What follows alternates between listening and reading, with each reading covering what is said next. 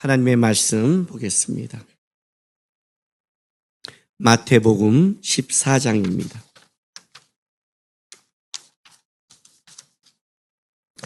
14장 22절부터 33절까지 말씀 보겠습니다. 한 절씩 교독합니다. 예수께서 즉시 제자들을 재촉하사 자기가 무리를 보내는 동안에 배를 타고 앞서 건너편으로 가게 하시고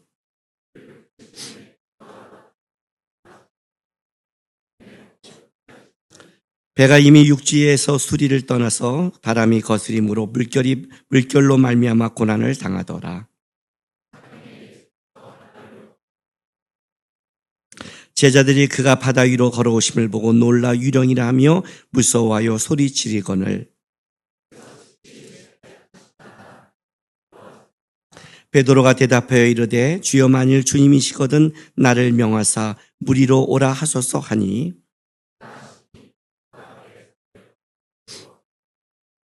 바람을 보고 무서워 빠져가는지라 소리를 질러 이르되 주여 나를 구원하소서 하니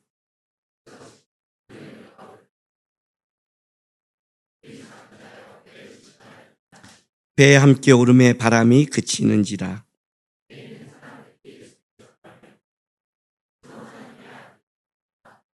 아멘.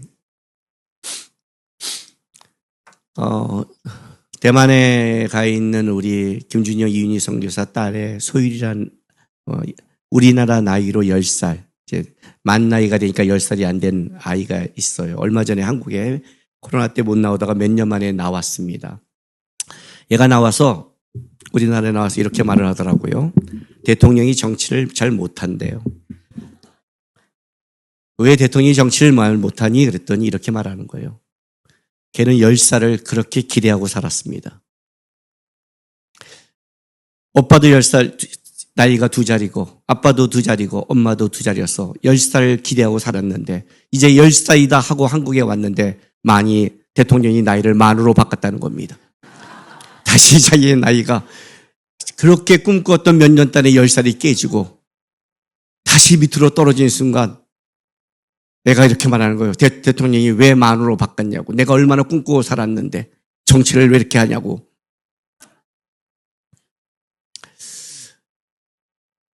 대부분의 사람들은 다 정치적 소견과 세상의 입장과 모든 걸 얘기할 때 자기 입장에서 얘기하죠. 진짜로 제대로 역사적 소견과 제대로 자기가 손해를 보라도 이것이 진실되라고 말하는 사람은 흔치 않고 그런 사람이라 할지라도 사실은 자기 입장을 벗어날 수 없는 게 인간이 갖고 있는 한계죠. 우리는 내가 갖고 있는 공간과 삶과 부닥침 속에서만 생각할 수 있으니까. 그게 인간이 갖고 있는 한계라는 거예요. 인간이 겸손할 수 있는 건 딱 하나밖에 없어요. 내가 아무리 이것이 100% 진실되게 본다 해도 내가 보는 시야와 삶이 짧다는 것. 그걸 안다는 게 겸손이죠. 그래서 이 겸손을 아는 사람들은 어떤 걸 생각하고 어떤 걸 결정할 때 이런 거예요. 이것이 내 입장에서 보는 게 아닌가. 이것을 내 상황에서 보는 게 아닌가. 100% 오라도 이것이 나에게 빠진 게 아닌가를 묻는 거죠. 그 묻는 게 우리는 뭘로 드러나냐면 기도로 드러나는 겁니다. 왜냐하면 하나님은 전체를 보고 계시고 하나님은 편견에 빠지지 않으며 하나님은 모든 것에 옳고 바른 걸 알기 때문에 그걸 기도라는 겁니다. 기도는 어떤 우리의 문제를 이루는 수단이 아니고 하나님께 어떤 것을 올려서 통보받는 것이 아니라 하나님의 뜻이 뭐고 내 입장이 아니라 하나님의 입장은 뭐고 하나님이 원하는 게 무엇인가를 찾아가는 것. 신앙인이 됐다는 것은 다른 게 아니라 예수를 안다는 건 다른 게 아니라 예수를 이용하고 예수를 통해서 내 걸 이루는 것이 아니라 예수 한 분을 아는 순간 그냥 이분이 모든 거를 따라가면 되는구나. 가진 분이구나. 완벽하구나. 그래서 나는 이 예수를 보면 내 거를 내려놓을 수 있구나. 그냥 맡기면 되는구나. 가보면 인생이 되는구나. 그걸 알아가는 것. 그게 신앙이라는 겁니다. 오늘 내가 여러분에게 설교하는 것은 산상수훈이 배난 건 아니죠. 누가 이거 보면서 산상수훈이 마태복음 14장까지야. 이렇게 알면 굉장히 곤란해요. 5장부터 7장까지라고 얘기했어요. 오늘 제가 여러분과 나눈 본문은 이 원스텝은 청년부 수련회 때 오후 2시부터 저녁 때까지 3번의 집회를 할 때 마지막 집회의 설교 본문입니다. 오늘 이 본문을 여러분과 나누고 싶은 것은 우리 청년들이 어떤 메시지를 들었고, 물론 그 메시지는 똑같지는 않을 겁니다. 여러분에게 또 맞춰져 있는 것이고, 오후에 2부 때는 청년들, 수련회에 참여했던 청년들이 알고 있는 거를, 설교를 똑같이 하지 않고 또 다른 각도에서 하기 때문에 오늘 1부와 2부가 조금씩은 다르고 적용조도 다를 겁니다. 그러나 그 이 원스텝의 설교를 하는 것은 뭐냐면, 우리 청년들이 은혜를 받고 신앙의 원스텝을 결단하고 있는데 어른들은 멍청이 앉아 있어서 바라보면 안 되기 때문에, 길을 가다가 가장 답답한 순간이 외길을 가고 있는데 앞에서 천천히 60km로 가는 차가 뒤에 앞에 있을 때 밑에 있는 뒤에 따라오는 사람은 속이 터지죠. 그가 얼마나 많은 차를 막고 있는지를 모르잖아요. 내 인생에 얼마나 많은 걸 막고 있는 건지, 내가 하나님을 떠나서 신경 안 쓰고 살아가는 것이 그냥 얼마나 큰 피해인지도 모르고 살아가는, 그래서는 안 되기 때문에 우리 어른들에게도 우리 청년들에게 전했던 메시지를 알았던 마음이 뭔지를 다른 각도에서 좀 나누기 위해서 제가 오늘 본문을 마태복음 14장에 예수님이 무리를 걸어오신 장면을, 이 본문을 정했습니다. 이 말씀을 들으면서 여러분에게 부탁하고 싶은 건 딱 한 가지입니다. 예배를 드리고 주 앞에 나왔을 때는 여러분의 입장을 좀 내려놓으십시오. 그런다고 그게 얼마나 어려운데 여러분의 그런 좀 입장을 내려놓고, 하나님은, 예수님은 어떤 마음으로 우리를 보시는가? 예수가 이렇게 제자들에게 했고 이 복음서의 말씀을 남겼을 때 예수님이 우리에게 원하는 게 무엇인가 하는 좀 예수님에 대해서만 생각하고 말씀을 들었으면 좋겠습니다. 오늘 우리가 읽은 이 본문은 너무나 잘 알고 있는 본문이죠. 갈릴리 바다 위에 밤 사경. 이스라엘 사람들은 오후 6시부터 새벽 6시까지를 밤이라고 봅니다. 그걸 시간을 나눌 때 4가지로 나누는 겁니다. 1경, 2경, 3경, 4경으로 나누고 그걸 3시간씩 나눕니다. 이 4경은 끝부분입니다. 우리 시간으로 본다면 새벽에 오전 3시부터 6시. 이스라엘의 시간을 본다면 마지막 시간입니다. 그러니까 사실은 깜깜한 밤중이죠.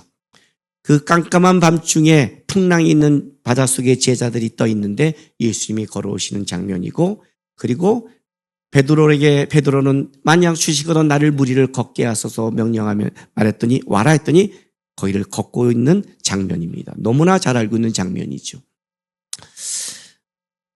저는 이 본문을 볼 때마다 이런 생각을 많이 합니다. 왜 예수는 이렇게 제자들에게 나타났을까? 우리가 어떤 걸 나타날 때에는 그 나타날 때는 어떤 이유가 있잖아요. 특별히 이렇게 특별하게 나타날 때는 어떤 특별한 이유가 있는 거죠. 우리가 사람들이 생일 맞았을 때 또 특별한 날에 우리가 이벤트를 할 때 어떻게 해요? 절대 이벤트를 할 때는 평범하게 안 하죠. 특별하게 한단 말이죠. 왜냐하면 그건 특별한 날이고 특별하게 하기 위해서. 주님도 우리에게 나타날 때 특별하게 할 때가 있어요. 그건 뭐예요? 그건 특별한 사건이라는 거죠. 평범한 얘기를 하고 싶지 않은 거예요.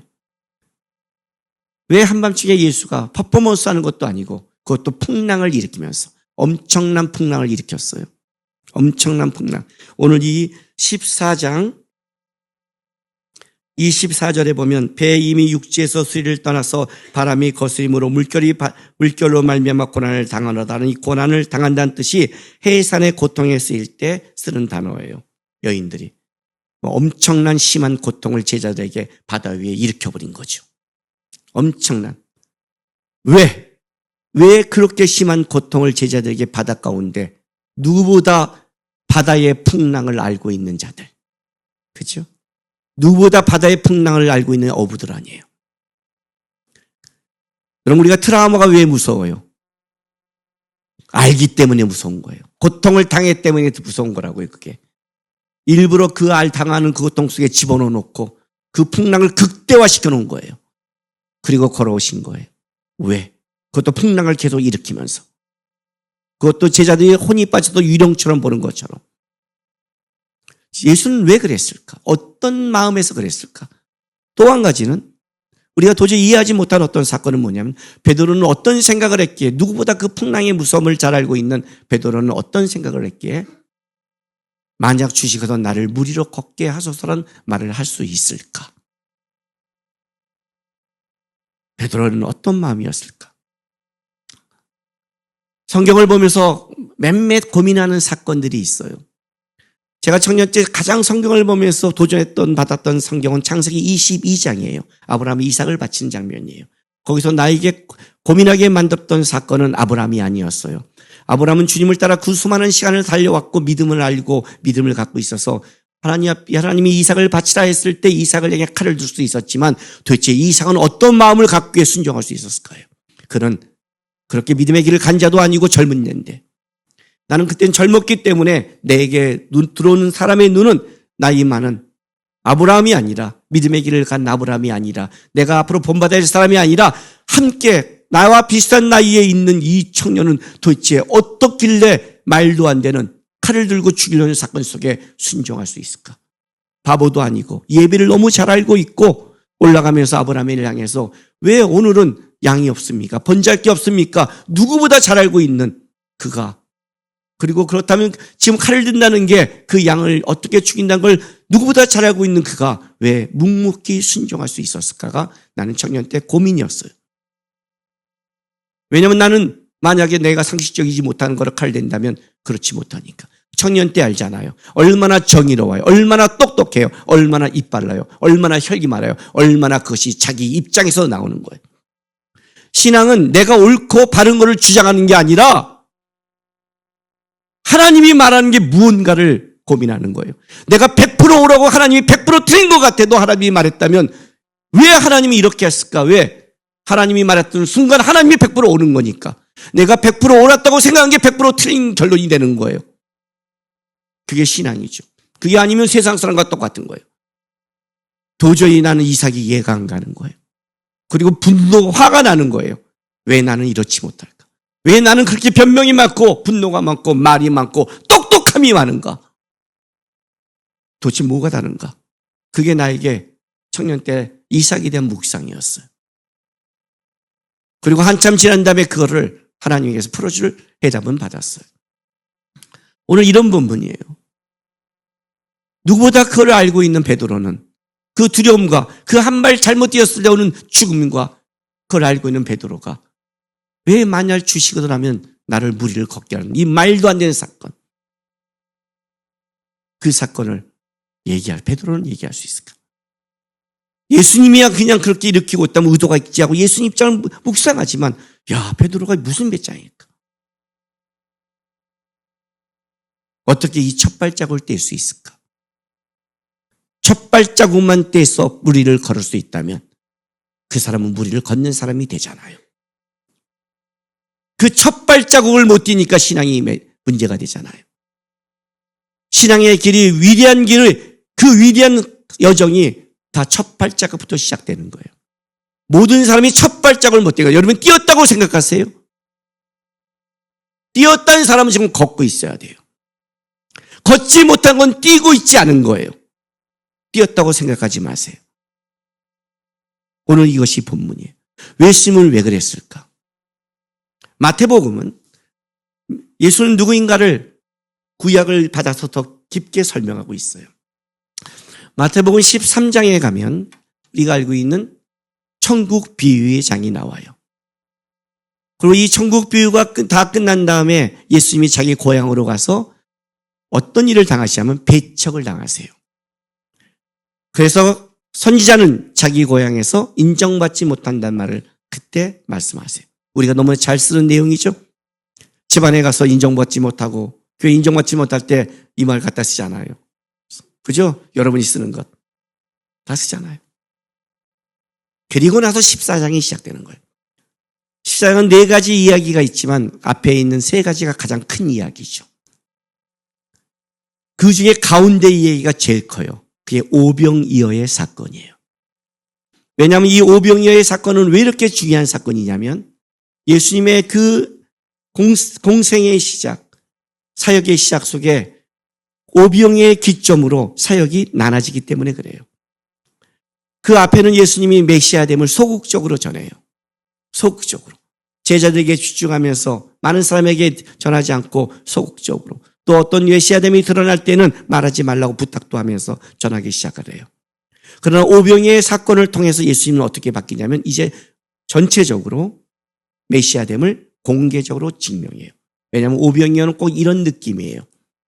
이스라엘 백성이 광야를 지나갈 때 그 광야에 하나님께서 하늘에서 만나를 내리는 것처럼 굶주리고 갈급한 이 백성 위에 예수께서 내가 생명의 떡이니 만나를 주는, 너희가 이 광야를 걸어가서 가나안 땅을 향해 갔을 때 너희의 불순종 속에서 하나님이 만나를 주신 것처럼 내가 예수가 이 땅에 와서 생명의 떡으로 너희를 먹일 거라는 표적이 되는 중심이 되기 때문에 그런 거예요. 이 오병이의 사건으로 앞과 뒤가 나눠지는 거예요. 그 앞에는 뭐가 있냐면 마태복음 14장 1, 2절을 보세요. 그때 분봉한 헤롯이 예수의 소문을 듣고 그 신하들에게 이르되 이는 세례 요한이라 그가 죽은 자 가운데서 살았으니 그러므로 이런 능력이 그 속에 역사를 하는도다 하더라. 예수의 사역을 듣고 헤롯은 자기가 죽인 세례 요한에 대해서 고민하다가 헤롯이 예수를 어떻게 보냐면 세례 요한의 부활로 본 거예요. 그때는 헤롯이 세례 요한을 벌써 죽였을 때죠. 그러니까 세례 요한은 이 땅에 없는 거예요. 그럼에도 이 사건을 다시 마태는 끄집어내요. 그리고 나서 3절부터 11절까지는 뭐냐면 안 읽을 거예요. 보지 마세요. 세례 요한의 죽음을 다시 설명을 해줘요. 어떻게 세례 요한이 죽었는지. 그리고 12절을 보세요. 요한의 제자들이 와서 시체를 가져다가 장사하고 가서 예수께 아뢰니라 하고 예수가 세례 요한의 죽음을 알았다는 것을 오병이의 사건의 전에 딱 집어넣어요. 여러분 세례 요한 그럼 뭐가 생각나세요?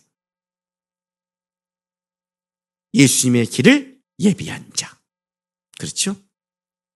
예수님의 길을 예비한 자.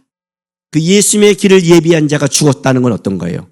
예수님의 길을 예비한 사명이 끝났다는 거죠. 그러면 이제 사명이 끝나면 누구의 시대예요? 예수의 시대가 본격적으로 도래했다는 거예요. 그의 고향에서 천국비를 말하고 그의 고향에서 예수를 배척했지만 마태는 이렇게 말하는 거예요.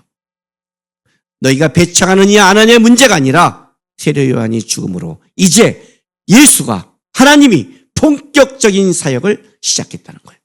본격적인 사역을 시작했다.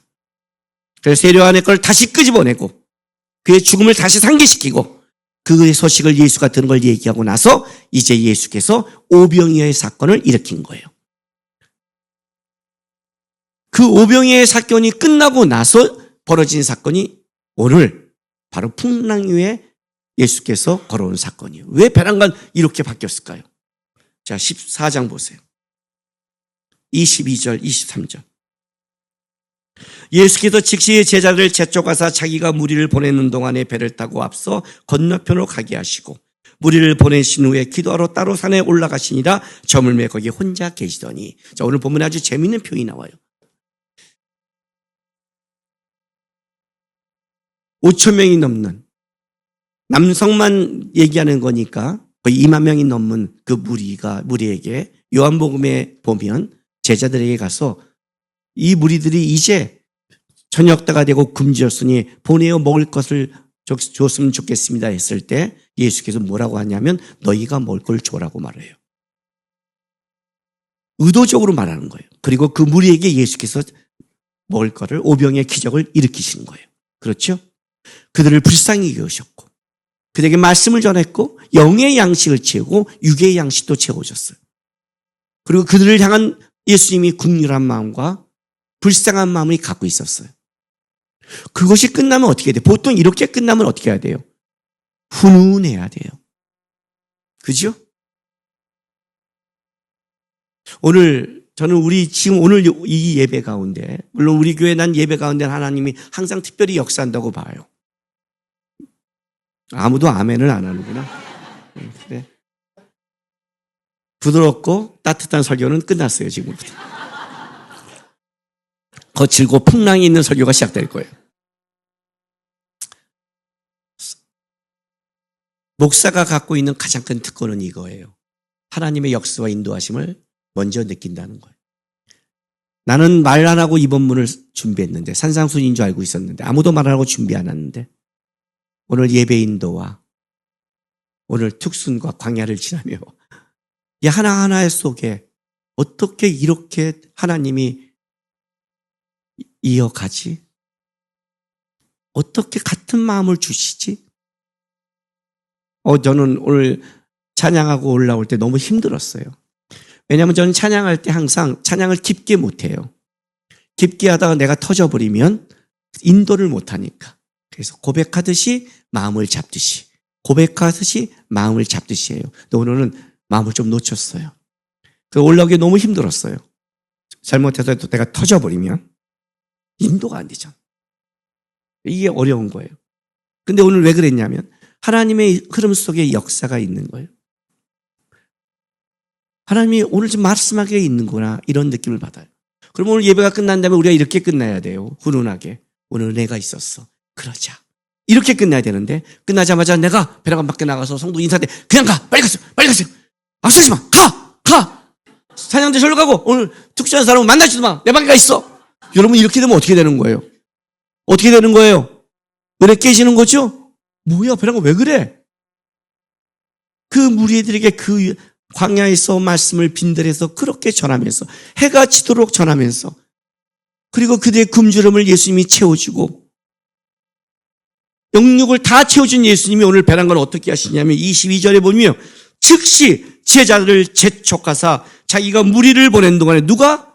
예수가 무리를 보내는 거예요. 오늘 제가 예배 끝나고 장로님 들어가시고요, 다른 부격자 만나지만 내가 보내. 다 빨리 가세요. 재촉하는 거예요. 그죠? 제자들을 재촉하고 다른 사람은 부격자들이 절로 가 빨리. 옳뚝죠? 인사도 하지 마. 제가 재촉하고, 그리고 성도들을 빨리 집에 가세요. 그죠? 그렇게 만든단 말이에요. 동안에 배를 타고 앞서 건너편으로 가게 해버린 거예요. 의도적으로 무리와 제자를 끊어버린 거예요. 의도적으로.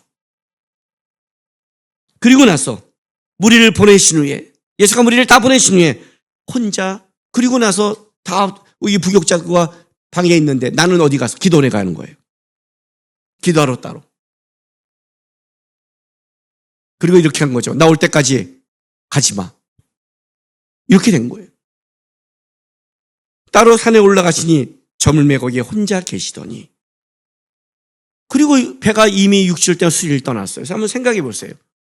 배가 얼마큼 혼자 갈릴리 바다 위에 있을까요? 얼마큼?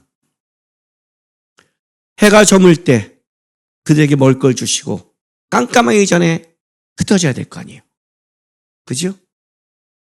우리 시간으로 하면 밤 12시 전이었을 거 아니에요. 아무리 밝아도 오후 9시나 10시는 헤어졌을 거 아니에요. 그렇지 않아요? 그런데 새벽 3시부터 6시에 풍랑 사이에 3시간 사이에 오셨다면 최소한 길게 잡으면 7시간을 풍랑의 바다 위에 놔둔 거고, 적게 자고도 4-5시간을 놔둔 거예요. 제자들을. 그렇게 기적을 일으키고 그렇게 은혜를 베푸고 그랬던 제자들을 급히 재촉해서 바다 위에 가운데 집어넣고 무리를 보내고 예수님은 따로 가서 기도하고 있는 거예요. 여러분, 보통 어떤 때 따로 기도하는 줄 아세요? 여러분이 언제 가족을 떠나 혼자 기도원에 가서 따로 기도할 때가 언제예요? 보통 어떠냐면 심각한 문제가 있거나 심각한 결정할 거 있거나 하나님의 응답이나 부르심이나 그럴 때 우리는 골방에 들어가죠. 예수께서 이렇게 하나님 앞에 따로 갔다는 사건은, 여기서 이거는 예수님께서는 하나님 앞에서 이 문제를 심각하게 잊고 있는 거예요. 제자들을 놔두고 있어요. 제자들은 이해를 못할 거예요. 왜냐하면 그 전에 사건이 너무 좋았거든요. 여태까지 예수를 따라다니면서 예수의 기적과 이적을 많이 바빴지만 이렇게 많은 사람 앞에서 공개적으로 예수께서 많은 사람을 먹이면서 진짜 우리가 예수를 따라가고 있는데 와 하는 사건이 벌어진 사건이에요. 그러자마자 예수는 이해 못하게 바다로 건너가라고 보냈는데 그냥 바다가 아니라 그 한밤중에 풍랑이 일어요. 제자들은 한밤중에 어부이기 때문에 고기를 잡은 적이 굉장히 많아요. 우리가 밤이 맞도록 고기를 잡았지만 헛수고했습니다는 고백을 한 적이 꽤 많거든요. 그러니까 그 밤바다가 처음은 아니지만 그러나 그 밤바다에 풍랑이 있는 곳에 그렇게 가지는 않아요. 그 가운데 갔을 때 가는 중에 풍랑이 일었을 거예요. 여러분이 성지순례를 가면 가로질러 배를 타는데 물론 요즘 배는 빨라요. 굉장히 빨라요. 선상 위에서 예배를 드리기도 하고 선상 위에서 이렇게 경치도 보는데 보통 성지순례 가면 갈릴리 바다를 지나가는 그 선상 배에서 성찬식을 하라고 그래요. 근데 우리 교회는 그렇게 안 해요. 선상에서 구경을 해야지 무슨 성찬식을 해요. 그죠? 성지순례 가서. 우리는 새벽에 갈릴리 바다에서 먼저 성찬식을 하고 배를 타고 구경을 해요. 그게 1시간도 안 되고 지나가요. 배는 빠르지만. 아무리 옛날에 고기 잡고 힘들지만 한밤중에 8시간 정도 된다면 충분히 가로질러 갈 수 있는 거예요. 풍랑이 일고 있어요. 해산의 고통을 당할 것만이라면 굉장해요. 아마 거기 있는 제자들이 처음에 풍랑이 일 때 다 쳐다본 사람은 베드로였을 거예요. 안드레, 야고보, 요한이요. 왜? 어부니까. 마태 세리가 그랬을 거 아니에요. 야, 난 돈밖에 안 셌다, 야. 난 키질 못한다. 손 다 까진다. 네가 어떻게 해라 좀. 내 전공 아니냐. 그지 않아요? 우리 어디 가면 아는 사람 때 그러잖아요. 아는 사람 끌고 가잖아요. 가본 사람 끌고 가잖아요. 지금 여기는 어부잖아요. 근데 이건 보통 풍랑이 아닌 거예요. 보통 풍랑이 아닌 거예요. 죽을 풍랑이에요. 아마 제자들은 마태는 사색이 된 거는 풍랑이 아니라 베드로의 얼굴을 보고 먼저 사색이 됐을 거예요. 어부가 먼저 사색이 됐을 거니까 끔찍한 풍랑이 일었어요. 그런데 이것도 주님이 의도한 거죠. 이것도 주님이 의도한 거예요. 인생의 풍랑도 주님이 의도하고요. 왜 주님은 그 오병이어의 기적 속에 걷다 가운데 제자를 놓고 끔찍한 죽을 만한 풍랑을 일으켰을까? 주님의 입장과 의도는 뭘까? 인생을 살아가면서 나에게 이런 풍랑이 있습니까? 어려움이 있다고 고백하기 전에 왜 너에게는 그런 풍랑을 일으킬 수밖에 없는 주님의 의도는 무엇인가? 세상을 편하게 살고 원한 대로 사는 것이라면 그건 세상 사람이죠. 여러분 예수를 만난 순간 여러분은 완전히 입장이 바뀌었죠. 어떻게? 예수가 원하는 삶으로. 왜 그랬을까요? 요한복음 6장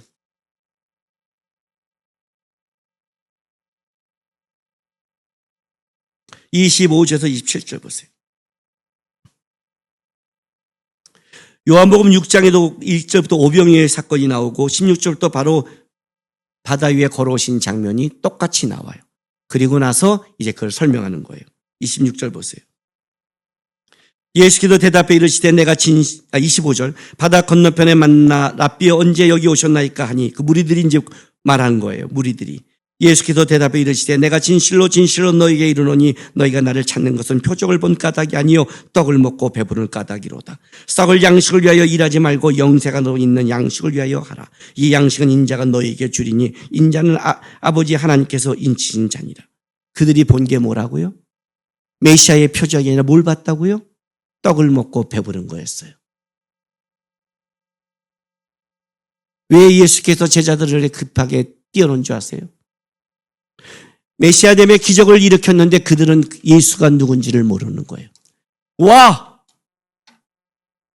이분이라면 우리의 왕을 삼아서 우리의 만족하고 우리가 배불리 먹고 우리가 편하게 살 수 있는 거구나.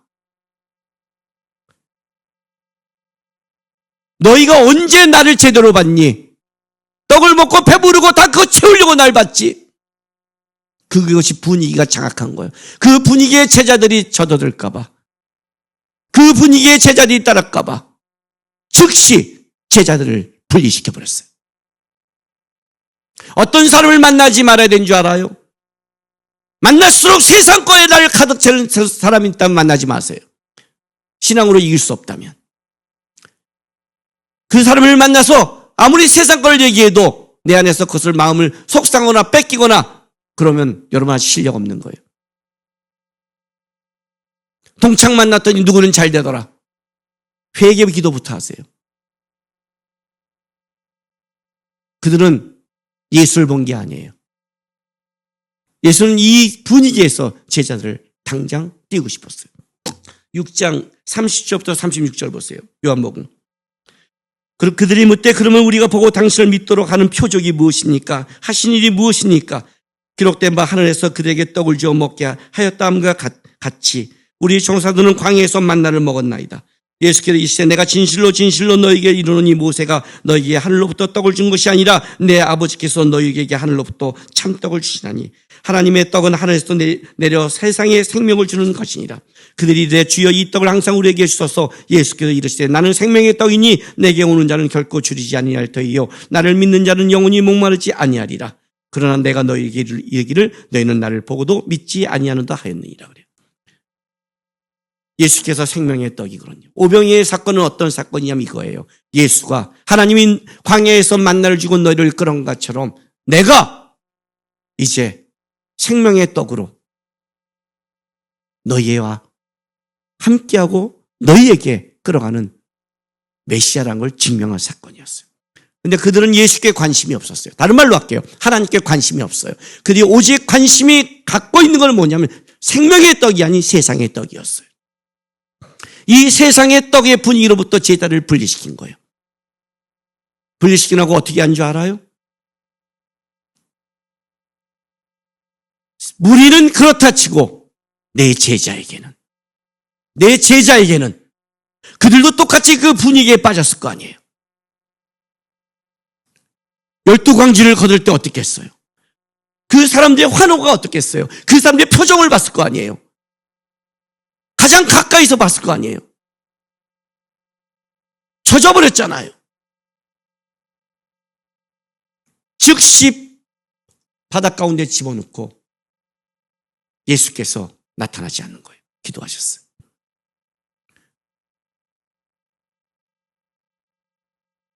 풍랑 가운데 몇 시간을 놔둔 거예요. 왜 그랬을까요?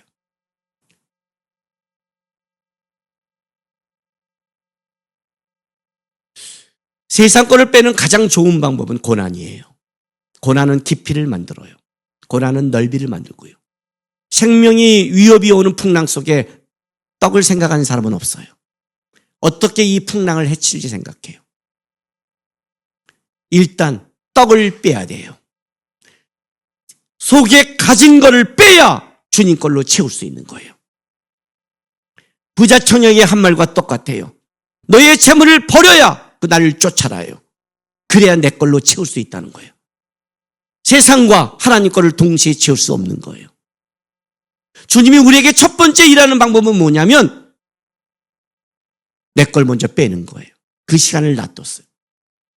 세 종류의 지금 제자가 여기에 있는 거예요. 어떤 제자인 줄 알아요? 예수를 따라갔고 예수와 함께 있는 제자가 있는데 지금 예수와 함께 가지 않는 제자가 여기 있는 거예요. 예수는 산에 있는 거예요. 그들은 분명히 예수의 제자고 예수를 여태까지 따라왔어요. 그러나 현재 이들은 예수와 함께하지 않는 제자, 오늘 우리 중에 있을지 몰라요. 현재 나는 바다 위에 가고 있고 인생 위에 가고 있는데 예수가 내 삶 속에 없는 제자. 이 제자가 맞아야 할 거는 은혜가 아니에요, 여러분. 아니, 그 은혜는 풍랑이어야 돼요. 그 은혜는 고난이어야 돼요. 그 은혜는 힘듦이어야 돼요. 그게 없으면 이 사람 예수를 안 봐요. 줄수록 그는 떡만 볼 거예요. 줄수록 그는 세상만 볼 거예요. 세상 사람인 거예요. 왜 내 인생이 이렇게 하지 마세요. 왜 나에게 은혜가 없을까? 왜 나에게는 힘이 없을까? 이런 말 하지 마세요. 예수는 힘이 있는 분이에요. 예수는 능력이 있는 분이에요. 오늘 찬양처럼 내가 살아있는 거예요. 내가 살아있는 거예요. 내가 사는데 어떻게 돌아봤자 예수가 싸움밖에 더 하겠어요. 라우디아 교회를 생각해 보세요. 내가 문 밖에 서서 두드리니 네가 마음을 열어야 내가 들어가서 너와 더불어 먹고 마시는 거예요. 주님이 없다는 말도 하지 말고 왜 내 인생을 이렇게 간섭하지 않습니까? 하지 마세요. 주님은 떡을 채우는 분이 아니에요. 떡을 빼는 분이죠. 그 시간을 보냈어요. 그러고 나서 이제 풍랑일 때 예수께서 걸어오시는 거예요. 풍랑 속에 걸어와요. 죽게 되었을 때 유령이라고 놀랐을 정도고 혼이 빠졌는데 예수님께서 아니다 나다 할 때 베드로가 이렇게 말해요. 만약 주시거든 저를 무리로 걸어오라 하소서. 베드로가 걷기 시작했어요. 보통 제자들은 이렇게 나누죠. 아니 대부분의 신앙은 이렇게 나눠요. 어떻게 해요? 주께서 오셨다. 내가 기도해 주를 만났다. 내가 하나님을 체험했다. 그리고 이렇게 말하죠. 주님 배 안으로 오시옵소서. 빨리 배 안으로 오셔서 풍랑을 잠재우소서. 빨리 배 안으로 오셔서 우리를 안정시켜 주옵소서. 이제 해결됐다. 주가 오셨다. 주님 오시옵소서. 보통 그렇게 말을 해요. 그죠? 여러분의 가정의 문제 속에 오셔서 문제를 해결해 주십시오. 나의 문제 속에서 문제를 해결해 주십시오. 다 우리는 기도해요. 배 밖으로 나갈 생각을 안 해요. 배 안에 있기를, 안정된 곳에 있기를, 거기서 머물다가 예수와 가기를, 다 배 안으로 오는 거예요. 이게 정상적인 보통 신앙이죠. 근데 놀라운 일이 하나 벌어졌어요. 그게 베드로예요. 보통 그렇게 와야 되고 이렇게 풍랑이 일고 특히 여기에 발을 내딘다는 것은 그냥 모험 정도가 아니라 만약 그가 주가 아니라면 그가 그만 능력이 없다면 자기는 죽는 거예요. 근데 거기에 자기의 삶을 건다는 건 쉬운 게 아니죠. 우린 그 알량한 자기 그 욕심도 못 버리는데 못 버릴 정도가 아니라 여러분 자기를 좀 보고 싶다면요. 가장 좋은 방법이 있어요. 영화부에 가세요. 교회 올 때마다 영화부에 가서 영화부로 노는 거 보고 오세요. 그 작은 사탕 하나 장난감 하나 갖고 얼마나 목숨을 걸고 싸우고 있고 불부들 떨고 있는지. 이만한 과자를 갖고 와서요. 목사님한테 과자 한 개 다니까 그 과자를 이제 부들부들 떨어요. 이만한 과자에 이 통에 과자가 그냥 쌓여 있는데 그냥 그까지 과자 하나 주는데 그냥 그걸 떨고 있어요. 바달바달. 엄마가 설득을 해요. 뭐 어쩌고 저쩌고 그래 가지고 나눠야 되는 거다. 어쩌고 저쩌고.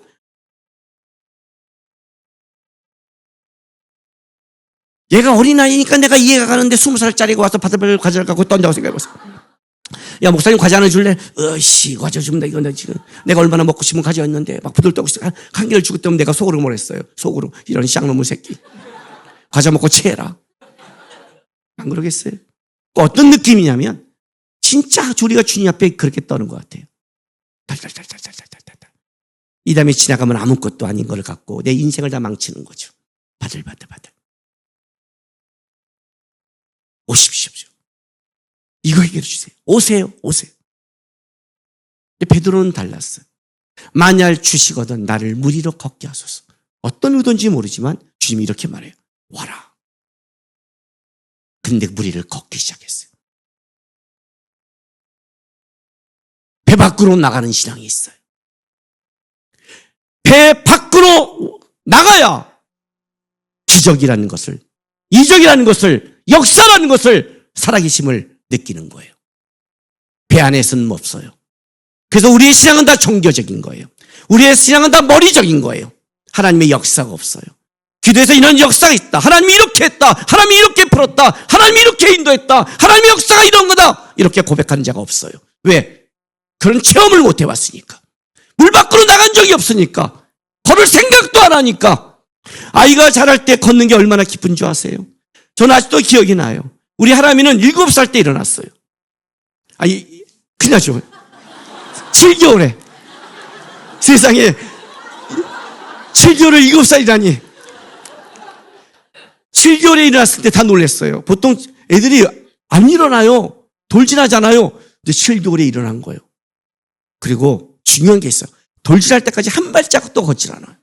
얘는 계속 이 보고만 있어요. 와! 하준이는 돌진할 때 걸었어요. 근데 한 발자국하고 픽 넘어져요. 또 한 발자국 픽 넘어져요. 저 새끼는 언제 두 발자국을 뛰나요? 이제 한 발자국 픽이에요. 근데 일어나요, 하준이는. 근데 픽. 그러면서 사준이는 두 발자국, 세 발자국 걸어요. 하람이는 한참 보고 있다가 진짜 그렇게 몇 달 서 있다 어느 날 걷는데 다다다 뛰어가는 거예요. 한 발자국 걷더니 걷다는 걸 알기 시작부터 걔는 뛰기 시작했어요. 걔는 처음부터 뛰었어. 그러나 서서 달달달 맨날 쳐다보고 있었죠. 이렇게 집에 가면 맨날 보고 있어요. 와라 저 새끼는 언제 걷는 거야? 근데 만약 지금 20살이 이러고 있다고 생각해보세요. 이거는 와라가 아니죠. 쌍놈의 새끼야. 몽둥이 갖고 죽이는 죠. 미친 게 하나 풀어야 돼요. 그래야 뛰지 이 새끼가. 왜 주님이 풍랑을 있는 줄 아세요? 미친 개를 풀어야 돼. 여러분의 인생 속에 풍랑이 일고 미친 개가 풀어야 돼. 아직 덜 풀렸어. 여러분의 인생 속에 뛰지 않는 속에 풍랑과 미친 개가 폭풍수같이 임하기를 주의 이름으로 축복합니다. 그래야 뛰지. 언제까지 서 있을 거예요? 그러니 우리가 주님에 대해 할 얘기가 없지. 주님의 일하심을 모르는 거예요. 원스텝이 쉽다고 생각하세요? 왜 여러분 중에 원스텝이 없는 줄 아세요? 원스텝을 하기 위해서 첫 번째가 뭔지 아세요? 방향을 전환해야 돼요. 회개하라 천국이 왔다. 회개라 무슨 뜻이라고 했어요? 내가 가는 방향에서 주님의 방향으로 돌이키는 회개라고 했어요. 내가 가는 방향에서 이러면 안 되는데 하고 가는 걸 후회라고 했어요. 그건 회개가 아니에요. 주께서 원스텝을 원할 때는 방향의 전환이 필요해요. 방향 전환이 쉬운가요? 내가 사는 거에서 내 걸 내려놓고 주님 걸 고민하는 게 쉬운가요? 아니요. 방향 전환 자체를 안 하는데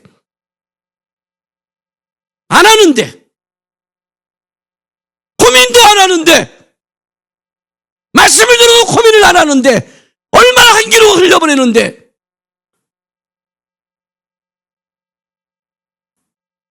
방향을 돌이켜야 돼요. 그리고 첫 발자국을 뛰는 거예요.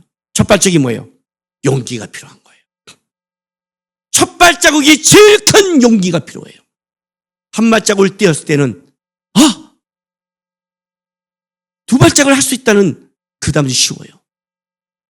그러나 우리는 첫 발자국이 제일 어려워요. 그래서 첫 발자국도 못 뛴 신앙이 너무 많아요. 다 배 안에만 있는 거예요.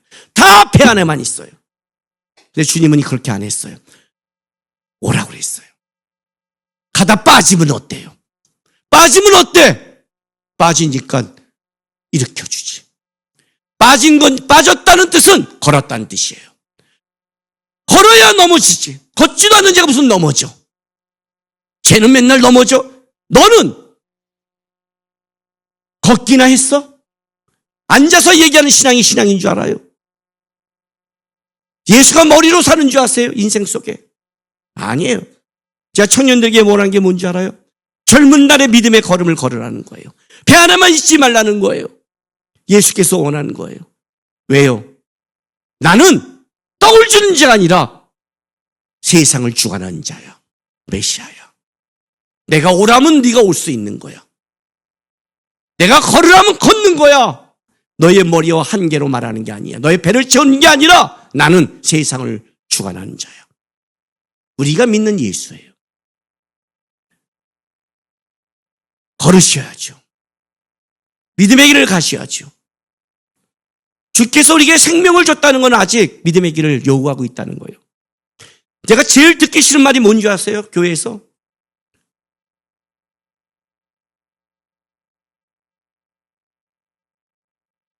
일부러 말하면 기분 나쁘니까 2부로 말할게요. 2부 때는 일부 얘기를 듣고. 우리 청년부는 연청, 준청, 찐청이 있어요. 가장 에이고 하는 데가 누군지 아세요? 초등학교 1학년부터 6학년까지 가장 에이고 하는 데가 누군지 아세요? 6학년이에요. 그리고 중학교 1학년 가면 빳빳해져야 되는 것. 아니 6학년 때 그렇게 풀어진 애가 어떻게 중학교 1학년 때 빳빳해지죠? 나이를 더 처먹었는데. 중3만 되면 또 에이고 그래요. 고1 되면 빳빳해. 어떻게 그러죠? 다른 교회에서 50대 60대는요 청년이에요. 다른 교회는. 우리 교회는 나이 많죠. 나이가 많아 일을 못한다고요? 그럼 죽으세요. 일을 못하면 천국 가야죠. 사명에 있는 자는 죽지 않는다. 몰라요? 주께서 믿음의 길을 요구하는데 왜 서요? 그게 왜 나이가 문제고 건강이 문제예요? 나에게 생명을 주면 내가 걸어가는 거지. 이 땅에 세상에 있는 동안은 믿음의 길을 걸어가야 돼요. 서는 순간 타락해요. 멈추는 순간 타락한단 말이에요. 멈추는 순간 생명의 떡이 아니라 세상의 떡이 보이는 게 그게 우리의 인생이에요. 세상의 떡을 보지 않는 방법은 예수를 보고 걷는 것밖에 없어요. 빠지면 건져주실 거예요. 빠지면. 주께서 건져주실 걸 믿고 가는 거죠. 그게 믿음의 길이죠. 걷는 싸움, 걸어가는 싸움, 신앙의 길이에요. 주님, 부르실 그날까지 나는 한 걸음 한 걸음 걸어갔습니다. 멈춘 적이 없습니다. 걸으셔야 돼요. 히브리서 12장에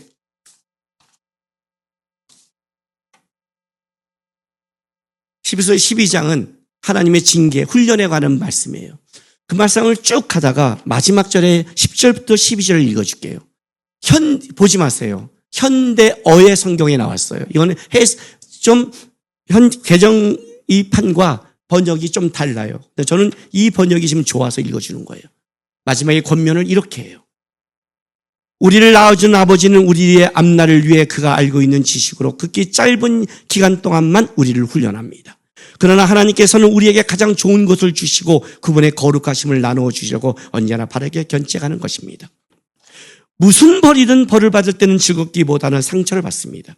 그러나 나중에 가서는 그것이 유익한 결과를 낳아 믿음이나 성격이 다 성장하고 있다는 걸 알게 됩니다. 자, 12절 말씀이에요.